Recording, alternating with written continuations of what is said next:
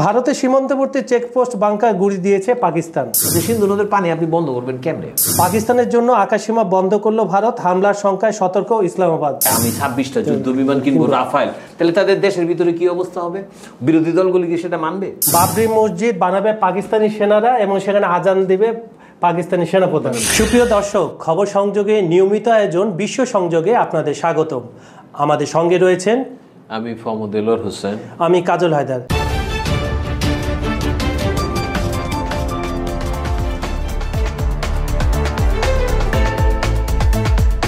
প্রথমে আজকে মহান মে দিবস। মে দিবসে পৃথিবীর কোটি কোটি শ্রমিকদের লাল সালাম আমাদের খবর সংযোগের পক্ষ থেকে। লাল নীল যাই হোক সালাম দেব, যেটা আমরাও শ্রমিক আজকে কাজ করতেছি সবাই। তো আজকে এবং গত 48 ঘন্টা আপনি যদি নিউজ পোর্টালগুলো এবং পত্রিকাগুলো যদি খেয়াল করবেন, কিছু বিষয় উঠে এসে সেখান থেকে আমরা দুটি বিষয় বেছে নিয়েছি। একটি হচ্ছে চুক্তিতে পৌঁছতে পারে যুক্তরাষ্ট্র ও ইরান, ডিটেলস আপনি বলবেন। আরেকটি হচ্ছে ভারতের সীমান্ত উত্তেজনা। এখন এই উত্তেজনা আপনাকে ফ্লোর দেওয়ার আগে আমি কিছু পয়েন্ট আপনাকে ধরিয়ে দিচ্ছি, যেটা দর্শকরা এটা কানেক্ট করতে পারবে। ভারতের সীমান্তবর্তী চেকপোস্ট বাংকার গুড়ি দিয়েছে পাকিস্তান। শাহবাজ শরীফ, জয়শঙ্করকে মার্কিন পররাষ্ট্রমন্ত্রীর ফোন। আগ বাড়িয়ে উস্কানিমূলক পদক্ষেপ নেবে না পাকিস্তান, এটা বলেছেন ইসাক দার। পাকিস্তানের জন্য আকাশসীমা বন্ধ করলো ভারত, হামলার সংখ্যায় সতর্ক ইসলামাবাদ। যা হয় যথারীতি আকাশসীমায় নজরদারি বাড়িয়েছে পাকিস্তান।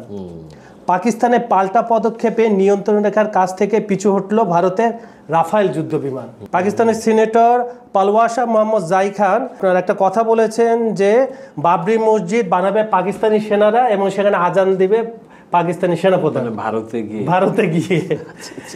তো এই হলো আমার কাছে বিস্তারিত ছিল। আপনি এখন দর্শকদের উদ্দেশ্যে, দিন আগে তো মানে একটা যেটা শুনলাম যে মোদিকে তার বাসা পর্যন্ত ধাওয়া করে নিয়ে যায় মোদির বাড়ি। তো যাই হোক, ভারতের ভিতরে তাহলে তো যাইতে হয়। এখন মানে এই ধরনের উত্তেজনা যেগুলি আসলে হচ্ছে, এটাকে এক্সেপশনাল কিছু বলা যাবে না। এর আগে পুলওয়ামাতে 2019-এ, 2008-এ, 2001-এ, 1999-তে প্রায় মানে এই বিষয়গুলি, কাশ্মীর নিয়ে এই সমস্যাগুলি তৈরি হয়েছে।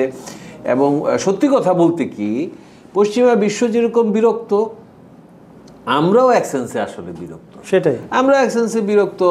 সেটা হচ্ছে কি যে আমাদের প্রধান উপদেষ্টা তো একটা কথা বলছে, দেখছেন যে মানে আমি কতটা যৌক্তিক এটা নিয়ে আলোচনা করব না। প্রধান উপদেষ্টা বলছে যে যুদ্ধের দাম বাড়তেছে, যুদ্ধের পক্ষে আমরা না, সবই বলছে, কিন্তু আবার বলছে যে বিমান বাহিনীর একটা অনুষ্ঠানে বলছে যে আমাদের যুদ্ধ প্রস্তুতি থাকা উচিত, নাহলে আত্মঘাতী হইতে পারে। আচ্ছা, যাই হোক, এটা উনি এক সেন্সে কোন সেন্সে বলছেন এটা বলছেন। তবে হ্যাঁ, আসলে তো বাসার কাছে যদি ঝগড়াঝাটি হয়, আমার কোনো পার্ট নাই, কিন্তু তারপরে তো আমাকে সতর্ক থাকতে হবে।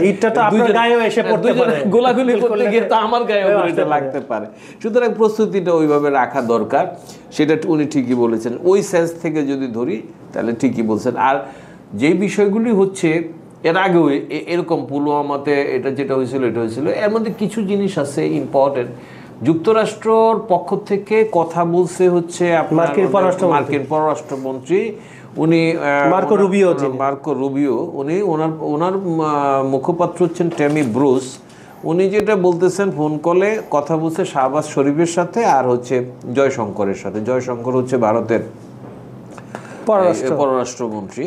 তো এখন উনি দুইজনের সাথেই কথা বলছেন এবং উনি যেটা বলতেছেন, যেটা কূটনৈতিকভাবে যেটা বলতেছেন, যে শাহবাজ শরীফের সাথে কথা বলার সময় উনি কিন্তু একটা জিনিস উল্লেখ করছেন, সেটা হলো যে এই সমস্ত ভারত দাবি করতেছে তো যে পাকিস্তানের সাথে জড়িত, পাকিস্তান বলতেছে যে না, আমরা জড়িত না। এই যে বিষয়টা, এর মধ্যে এই টেমি ব্রুস জানিয়েছেন যে মার্কিন পররাষ্ট্রমন্ত্রী বলছেন যে এই নিন্দা জানানোর প্রয়োজনীয়তা আছে। মানে পাকিস্তান যেমন অস্বীকার করতেছে, আবার এই ধরনের সন্ত্রাসী হামলার উপরে নিন্দাটা জানানো দরকার। আর কেউ ভারতের পররাষ্ট্রমন্ত্রীকে ফোন করে নয়াদিল্লির সঙ্গে সংহতি প্রকাশ করেছেন। এগুলি হচ্ছে, আমি বলবো কি, এগুলি এক সেন্সে একটা গদবাধা বিষয়ের মধ্যেই চলতেছে আর কি। নিন্দা জানানোর বিষয়টা আসলে এর আগে বড় কোনো ঘটনা ঘটলে একসময় আমরা দেখেছি ইন্ডিয়া পাকিস্তানে যেখানেই হোক সরকার প্রধানরা নিন্দা জানায়। কিন্তু এবারে এটা মনে হয় এখনো ঘটেনি। নিন্দা জানানোর মানে না, এমনি অন্যরা নিন্দা জানাইছে, কিন্তু কিন্তু পাকিস্তান নিন্দা জানানোর বিষয়টা এখনো হয় নাই। এর মধ্যে পাকিস্তানে আরেকটা বিষয় আছে এখানে, যেটা আপনি জানেন, সেটা হলো যে পিটিআই এর পক্ষ থেকে তাদের একজন নেতা দাবি করেছেন যে এই সংকটকালে, মানে পাকিস্তানের এই সংকটকালে ইয়েকে যেন, ইমরান খানকে যেন মুক্তি দিয়ে তাকে যেন মানে নেগোসিয়েশন বা তার ভূমিকাটাকে এটা এনশিওর করা, জাতীয় ঐক্যমতের প্রয়োজন আছে, এই বিষয়গুলি বলা হচ্ছে যে ইমরান খানকেও একটা এনে উনি ভূমিকা রাখতে পারেন বলে ইয়ে করছে। এটা আসলে হয়েছে কি, এটা আমাদের মধ্যেও এক ধরনের বিষয়, এটা এরকম আছে যে ইমরান খান মেবি উনি হয়তো চেক করতে পারবে। আমি এই যে আলোচনাগুলি এই যে হচ্ছে, এবং ইসাকদার পাকিস্তানের যে বলতেছে ইসাকদার, তারা উচ্চ পর্যায়ের মিটিং করছে, যেখানে পাকিস্তান আইএসপিআর এর মহাপরিচালক লেফটেন্যান্ট জেনারেল আহমেদ শরীফ চৌধুরী ছিলেন। ওনারা বলতেছেন যে যেখানে এটা হামলাটা হয়েছে সেটা কিন্তু পাকিস্তান নিয়ন্ত্রিত আজাদ জম্মু কাশ্মীরের চাইতে অনেক দূরে। ভৌগোলিকভাবে যদি কেউ বিবেচনা করে দেখে, সেখানে পাকিস্তান রাষ্ট্রীয়ভাবে গিয়ে ওইখানে একটা হামলা চালাইছে সন্ত্রাসী, এটা মনে হয় একটু অবাস্তব। এরকম উল্টাতে তারা বলছে যে পাকিস্তানের অভ্যন্তরে সন্ত্রাসবাদ ভারতের মদদ দেওয়ার অভিযোগ। মানে এই যে পাকিস্তানে যে সন্ত্রাসবাদী তৎপরতা চলে সেখানে ভারতের মদদ রয়েছে, এরকম অভিযোগ তারা তুলেছে। এখন এই অভিযোগগুলি হয়েছে কি, অভিযোগ পাল্টা অভিযোগ এগুলি চলতেছে, এগুলি কোনটা যে এগুলা নতুন কিছু না, আর এগুলা হয়ে থাকে। যেটা ইয়েটা হয়েছে সেটা হলো যে এখন ওই যে পাকিস্তান তাদের আকাশ সীমাটা নিষিদ্ধ করছে, ভারতও নিষিদ্ধ করছে। এখন পাকিস্তান ইয়ে করতেছে যে মানে বাণিজ্যিক যে জাহাজগুলি আছে সেগুলিও গভীর পর্যবেক্ষণে রাখা হয়েছে, এবং পাকিস্তানের পক্ষ থেকে যেটা বলা হয়েছে সেটা হলো যে দেশে বিদেশে যত ফ্লাইট চলবে সেটার উপরে নজরদারিটা তীক্ষ্ণ নজরদারি, এবং তাতে সন্দেহ হইলে উচ্চ পর্যায় থেকে যদি ক্লিয়ারেন্স না দেয় তাহলে তারা সেটাকে ইয়ে করবে, ফেরত পাঠাবে, নাহলে হোল্ড করবে, এটাই বলতেছে। আচ্ছা, এখন আরেকটা জিনিস হচ্ছে, সেটা হচ্ছে যে পাকিস্তান যেটা বলতেছে যে আজকে তো পয়লা মে শ্রমিক দিবস, গতকাল পাকিস্তান সেনাবাহিনী যেটা জানাইছে যে 29 এপ্রিলের রাতে, মানে 30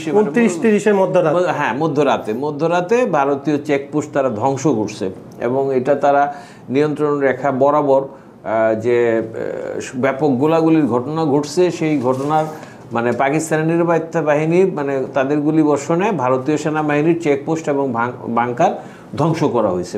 এরপরে সবচেয়ে বড় ব্যাপার হচ্ছে 64,000 কোটি টাকা ব্যয় করে 26টা রাফাল যুদ্ধ বিমান কিনছে ভারত।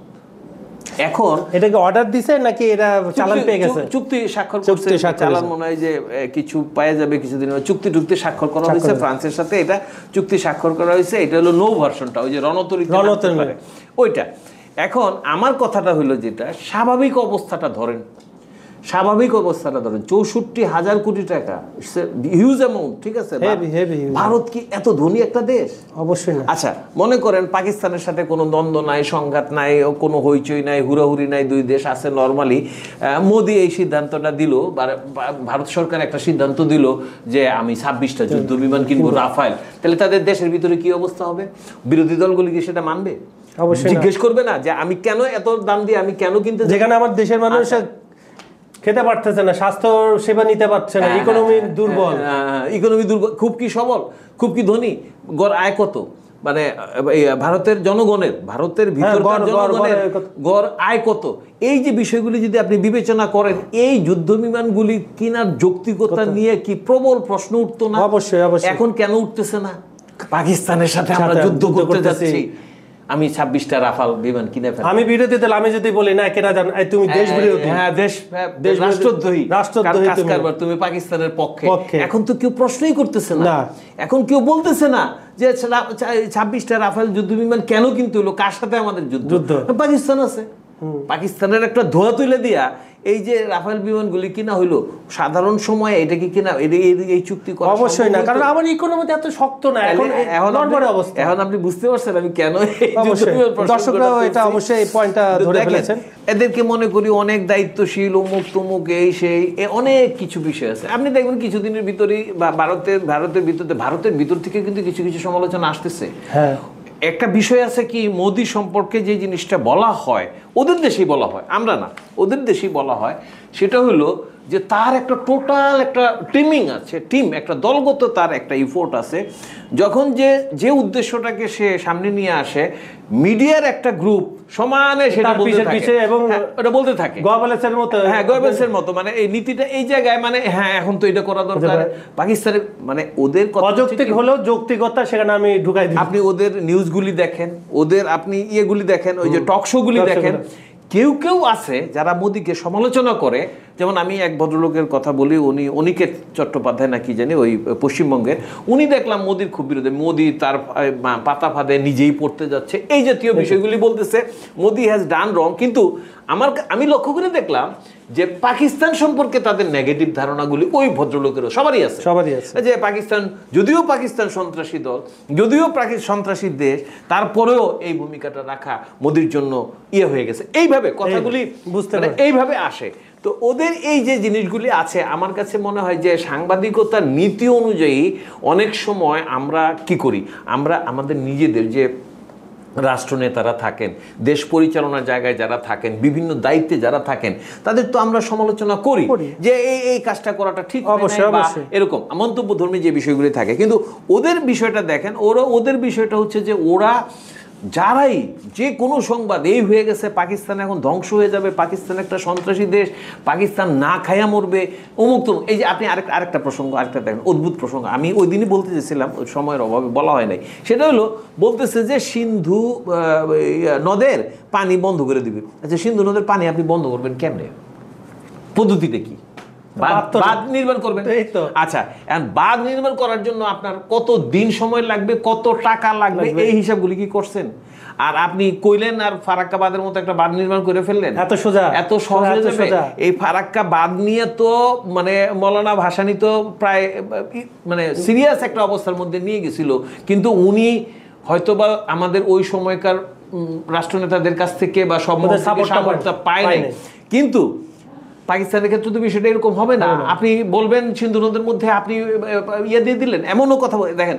বিষয়টা হচ্ছে কি, বলা হচ্ছে যেটা আইনে যেটা বলা হচ্ছে সেটা হলো যে প্রাকৃতিক প্রবাহটা প্রকৃতিগতভাবে যেভাবে যাচ্ছে সেভাবে যাবে, যার যার মতো তুমি ব্যবহার করবে, তুমি এখানে বাধা তৈরি করতে পারবে না। অবশ্যই। এখন ওদের দেশের ভারতের মিডিয়াগুলিতে বলা হচ্ছে যে সিন্ধু নদের পানি বেশিরভাগ পাকিস্তান ব্যবহার করে, বেশিরভাগ পাকিস্তানে ব্যবহার করে। এখন আমার কথা হলো যে আপনি যদি সাংবাদিকতার কথা ধরেন, তাইলে আপনাকে এইটা বলতে হবে যে পাকিস্তান কৌশল কইরা সিন্ধু নদের পানিটা বেশি ব্যবহার করে। বিষয়টা তো তা না, প্রাকৃতিক ভাবে যেখানে যায়। এখন ওইটা যদি পাকিস্তানে বেশি যায়, পানির প্রবাহটা বেশি থাকে, সেটা তো প্রাকৃতিক ভাবেই হচ্ছে, তাহলে আপনি সেখানে কথা বলতেছেন। আর আপনার আমার কারোরই ওই ধরনের ক্ষমতা না, আপনি প্রকৃতিকে চেঞ্জ করে আপনি, এটা অসম্ভব। এখন যে চুক্তিটা হলো সিমলা চুক্তি, পাকিস্তান যেটাকে ইয়ে করছে, পাকিস্তান বলছে এটা তারা বাদ দিল। আর সিমলা চুক্তির মধ্যে কিন্তু সিমলা চুক্তিটা হয়েছে কিন্তু ৭১-এ বাংলাদেশ স্বাধীন হওয়ার পরে, ওইটা তো পাকিস্তান ভারত যুদ্ধ হিসেবে ইয়ে করা হয়, ১৯৭২-এ সিমলাতে এটা হয়েছে। সেখানে কিন্তু একটা বিষয় আছে, সেটা হলো যে বাংলাদেশের অস্তিত্বটা কিন্তু মেনে নেওয়ার যে বিষয়টা আছে, বাংলাদেশের স্বাধীনতাটাকে ওইখানে মেনে নেওয়া হয়েছে। তো সিমলা চুক্তি পাকিস্তান করে বলতেছে কি যে সিমলা চুক্তি বাতিল করলাম, কিন্তু সিমলা চুক্তি বাতিল করলে কিন্তু সবগুলি ক্লজকে আমি বাতিল করলাম, নাকি আমি কাশ্মীর নিয়ে বিশ্বের কাছে অন্য কারো কাছে যাব না, নিজেরা আলোচনা করে সমাধান করে ফেলবো, এই একটা ক্লজ আছে। আচ্ছা, আমি কি শুধু ওইটা বাতিল করতেছি, নাকি ৩টা ক্লজ যে আছে, বাংলাদেশের স্বাধীনতার যে প্রসঙ্গটা আছে, বাংলাদেশের স্বীকৃতির প্রসঙ্গ আছে, ওইটা তো পাকিস্তান এখন আর বাদ দিতে পারবে না। তো এই যে মানে আমি এটা কি বুঝাচ্ছি, যে আপনি মনে করেন কথা বলে ফেলতেছেন, আর কথাগুলি কেন বলতেছেন, ব্যাকড্রপ এটা কি, ওই যে ২৬টা রাফাল বিমান আপনি কিনছেন ৬৪,০০০ কোটি টাকা দিয়ে, ওটার পক্ষে তো আপনার এবং অযৌক্তিক যুক্তি দেখাতে হবে। এখন তো কেউ কিছু বলতেছে না, কেউ কিছু বলবে না, কিন্তু সাধারণ সময়ে যদি আপনি এটা বলেন, তাইলে কিন্তু এটা একটা বিষয় আছে যে এটা নিয়ে মনে করেন কথা উঠবে। অলরেডি বিশ্ব গণমাধ্যমে কিন্তু একটা বিষয় আছে, সেটা হচ্ছে যে ফরাসি বিমান বাহিনীর থেকে অনেক কম দামে, ফরাসি বিমান বাহিনী এর থেকে অনেক কম দামে বিমানটি কিনছে, ভারতীয় বিমান বাহিনী উচ্চ দামে রাফায়েল কিনেছে বলে তা নিয়ে সমালোচনা। তার মানে একটা দুর্নীতির গন্ধ পাওয়া যাচ্ছে। হ্যাঁ, অবশ্যই। আপনি মনে করেন যে একটা জিনিস আছে যে আমি কথা বলার সময় বলি যে বাংলাদেশি, তুমি বাংলাদেশি, তুমি গরিব, তুমি দুর্নীতিবাজ, নিজেরটা দেয় না, দেখে না। আর তারা করে হাই লেভেলে, আমরা করি ছোট লেভেলে। এখন আমরা দুর্নীতিবাজ হয়ে আমাদের চোখে পড়ে যায়, আমাদের চোখে পড়ে যে তোমরা দুর্নীতি করো, তোমরা এই করো, তোমরা সেই করো। তোমরা কি করো? তুমি এই সময় কিনলা কেন? এই সময় কিনার চুক্তি করলা কেন? তারা ভারত আমাদের মানবাধিকার নিয়ে কথা বলে, অথচ তা দিনের পর দিন তাদের দেশে কিছু নিয়েই কথা বলে। আমার কথাটা হইলো যে মানে আমার কথাটা হইলো যে অন্যকে বলার আগে এইরকম মনে করার কোনো কারণ নাই যে ও খুব বোকা, ও বুঝতে পারবে না, ও খুব ছোট, ও বলতে পারবে না, এরকম মনে করার কোনো কারণ নাই। আপনি নিজে কি করতেছেন নিজেকে দেখেন। সক্রেটিস যেটা বলে গেছে, তুমি নিজেকে বিশ্লেষণ করো, নিজেকে বিশ্লেষণ, অন্যদের কোনো তোমার দরকার নাই তো। হ্যাঁ, তুমি রাফেল বিমান যে 364,000 কোটি টাকা দিয়ে, এই প্রশ্ন আমাদের কিছু যায় আসে না, এটা ভারত। কিন্তু প্রশ্ন হলো যে পুরো একটা এপিসোড তৈরি করে ফেলা হলো, এর মধ্যে 26টা যুদ্ধ বিমান আমি কিনে ফেললাম। মানে আমার এই পরাশক্তি যেটা ভারত নিজেকে দাবি করে, আসলে কতটুকু পরাশক্তি এটা প্রশ্নবিদ্ধ। কিন্তু আপনারা যে শক্তি দাবি করে, কিন্তু আমরা যেটা বলি পরাশক্তি হইতে চায় এটা হইতে চায়। এখানে অনেক বড় একটা দেশ, এনে সব পাশে পাশে সব ছোটখাটো নেপাল, ভুটান, বাংলাদেশ, শ্রীলঙ্কা এমন পাওয়ারফুল। হ্যাঁ, আমরা যা বলবো তাই শুনবে। অথচ যেটা হওয়া উচিত, আপনি বড় দেশ, আপনার উচিত সব প্রতিবেশীকে একসাথে নিয়ে মার্চ করা, তাতে সুখে দুঃখে বিপদে আপদে পাশে থাকা। ভারত করতেছে কি? ভারত করছে সম্পূর্ণ উল্টো, যেটা বলে দাদাগিরি। দেখেন না আপনার জি বাংলা একটা শো হতো, সৌরভ গাঙ্গুলি। ভারত মোদি যেটা করে দাদাগিরি করে। মানে দাদা আমি বললাম, আর এটা বলা উচিত হবে কিনা, গত 15-16 বছর একটা সরকার ক্ষমতায় ছিল বাংলাদেশ, তারাও নত জানু ছিল। এই টোটাল ফ্যাক্টরগুলো। আরেকটা মজার বিষয় আপনাকে বলি, আমি আজকে দেখছিলাম নিউজগুলো ভারতের বিভিন্ন মিডিয়াতে, ভারতীয় মিডিয়া, এবং হাসছিলাম। ওরা বলতেছে পাকিস্তানি সেনারা ভয়ে, যুদ্ধে হেরে যাওয়ার ভয়ে পদত্যাগ করতেছে। আমি খুঁটায় সব জায়গায় সার্চ করে কোনো জায়গায় পেলাম না। এখন তথাকথিত কিছু ভারতীয় মিডিয়া, আপনি কিছুক্ষণ আগে বলেছেন মোদির পিছে চলে কিছু মিডিয়া, তারা সেখানে কথাবার্তা, মানে একটা ক্যাম্পেইনের মতো শুরু। আমি ঘেঘু করে উঠবো, তোরাও ঘেঘু করে উঠবো। অথচ বাস্তবতা কি? পাকিস্তানের প্লেন রাফালকে তাড়া করছে। রাফাল তো অলরেডি আছে তাদের, রাফালকে তাড়া করছে। পাকিস্তানি গোলায় ভারতের সীমান্তে চোখে উড়ে গেছে। তাহলে বাস্তবতা কোথায় আর তাদের হুয়ামিটা কোথায়, এটা আপনি দেখেন। দর্শকরা বুঝতে পারতেছেন। আপনারা যদি সামান্য একটু নেটে চোখ রাখেন, বিভিন্ন নিউজ চ্যানেলে চোখ রাখেন, এগুলো কিন্তু আপনারা কোনটা সাদা কোনটা কালো, কোনটা মিথ্যা কোনটা সত্যি, এগুলো আপনারা, আমাদের মুখের কথা না, আপনারা বিভিন্ন অনলাইনে যাবেন, নিউজ পোর্টালগুলো দেখবেন, এগুলা দেখবেন। এটাই আফসোস লাগে যে আমরা এখন 5th জেনারেশনের দিকে আগাচ্ছি, AI এর যুগ। এখনো আমরা কেন মিথ্যা কথা বলি? এই যে বর্ণবাদ থেকে শুরু করে ভারতের যে এই যে মুসলমানদের প্রতি হেনস্থা, মানে বিভিন্ন, আমি অবাক হয়ে যায়। ভারত যেখানে রকেট পাঠাচ্ছে আপনার মঙ্গল গ্রহেও, তারা পানি তারা এই ধরনের, এটা কি তাদের অজ্ঞতা, তাদের জনসাধারণ অজ্ঞতার সুযোগ নিচ্ছে? তারা না, অজ্ঞতা না, বিষয়টা কেন করে সেটার একটা যুক্তি আছে। যুক্তি মানে কি? আমার কথাটা হলো যে কি কেন যুক্তি আছে, কেন এটা মনে করেন একটা বিষয় যেমন থাকে, সেটা হলো যে মনে করেন কিছুদিন পরে ভারতীয় মিডিয়াই বেরোবে যে এই যে রাফেল বিমান যে 64,000 কোটি টাকায় কিনলো, এটার ভিতরে কিছু কাহিনী আছে, এই ধরনের উদ্দেশ্যে। এমন করেন, এই যেমন আপনি একটা জিনিস বলতেছিলেন যে আমাদের বিগত সরকার, আগের সরকার, অনেক বিএনপিও দেখা যায়, জামাতও দেখা যায়, মনে করেন একটু ভারতের প্রতি একটু নমনীয়তা, অনেকে এই ধরনের বলে যে ওরা বিরাট প্রতিবেশী। আমার কথা হলো যে বিরাট প্রতিবেশী, ঠিক আছে, তার সাথে আমি তো কোনো বেয়াদবি করতেছি না, আমি আমার মতো থাকবো, আমি আমার মতো চলবো। এই বিষয়ে কথা বললে আরো কথা বলা শেষ হবে না। দর্শক, আমরা এখন দ্বিতীয় পর্যায়ে চলে যায়, যেহেতু আরেকটা যে কথা আলোচনা, আমরা দীর্ঘদিন যাবৎ যুক্তরাষ্ট্র ইরানের মধ্যে যে আলোচনাটা চলতেছে এটা নিয়ে কথা বলতেছি। আজকে হলো বৃহস্পতিবার 1 মে, শনিবারে সম্ভবত আরেকটা বৈঠক হবে, এটা চতুর্থ। হ্যাঁ, তবে এর মধ্যে যেটা হয়েছে সেটা হলো কি যে আজকে প্রথম দেখা গেল যে থলের থেকে বিড়ালটা মুখ বের করছে। বিষয়টা হচ্ছে কি, যেমন এই যে কুত্তায় লেজ নাড়ায় জাতীয় বিষয়, এর আগে বলছিলাম যে বিষয়টা হচ্ছে যে টেনশনটা তো ইসরায়েলের, ওদের পরমাণু অনুঘটক হচ্ছে আপনার মার্কিন যুক্তরাষ্ট্র এবং পাগলা রাজা, যে আপনারা একটু দেন কেমনে আলোচনা করে কি করা যায়। তাই যাই হোক, ইরান ভদ্রতা আছে, ইরান এই আলোচনাগুলি করতেছে, পারমাণবিক আলোচনা। এখন দেখেন বিষয়টা কি হয়েছে, এই জায়গায় যে বললাম না যে থলির থেকে বিড়াল মুখ বের করছে, নেতানিয়াহু কি করলো, নেতানিয়াহুর কথাটা কি, আলোচনা চলতেছে এই সেই, এখন সে বলতেছে প্রকাশ্যে যদি ওদের পরমাণু কর্মসূচি, নেতানিয়াহুর ইচ্ছা, কিন্তু ইসরায়েলের ইচ্ছা হলো যে ইরানের যে পরমাণু কর্মসূচির যে স্থানগুলি আছে, ক্যাম্পগুলি আছে, সেগুলির উপর সরাসরি এয়ার স্ট্রাইক করবে সে, এটা সে বলতেছে। যুক্তরাষ্ট্র কিন্তু সরাসরি বলছে যে এই ধরনের এয়ার স্ট্রাইককে সে সমর্থন দিচ্ছে না করতেছে, কিন্তু তারপরেও সে বলতেছে যে আমার এটা শেষ পর্যন্ত হয়তো করতে হইতে পারে। আবার এম বলতেছে মনে হয় একটা চুক্তি হবে, মনে হয় একটা চুক্তি হবে। এখন আমার কথাটা হইলো, ইরান বলছে পরমাণু কর্মসূচি আমরা সমৃদ্ধ করতেছি বোমা বানানোর জন্য, এরকম বিদ্যুৎ থেকে শুরু করে আমাদের রূপপুর পারমাণবিক বিদ্যুৎ কেন্দ্র আছে না, এই পরমাণু তো বিভিন্ন কাজে লাগানো যায়। আপনি কিভাবে কাজে লাগাইবেন, বোমা বানাইবেন, মানুষ মারবেন নাকি শক্তি উৎপাদনে লাগাইবেন, এটা আপনার ব্যাপার। তো এখন বিষয়টা দেখেন যে বলতেছে যে ইসরায়েলি প্রধান বেনিয়ামিন নেতানিয়াহু বলতেছে যে ভালো চুক্তিটা হবে পরমাণু সমৃদ্ধকরণ কর্মসূচির সমস্ত অবকাঠামো অপসারণ করতে হবে। তার দাবিটা কিন্তু এই লেভেলে।